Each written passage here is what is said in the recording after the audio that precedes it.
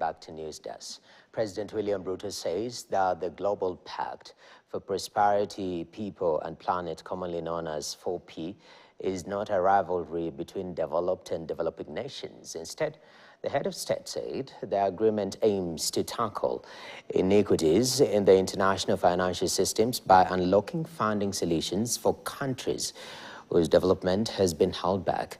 President Ruto noted growing consensus between the global north and south on reforming multilateral financial institutions. He made the remarks while co-chairing the 4P high-level meeting with French President Emmanuel Macron at the 4th International Conference on Financing for Development in Spain. This Pact for Prosperity, People and Planet is not premised on North versus South. It is not premised on prejudices that exist and driven by narratives that we all know. That was not the premise upon which we established this platform. And this platform has been driven in all its aspects in trying to find solutions. And let me say this.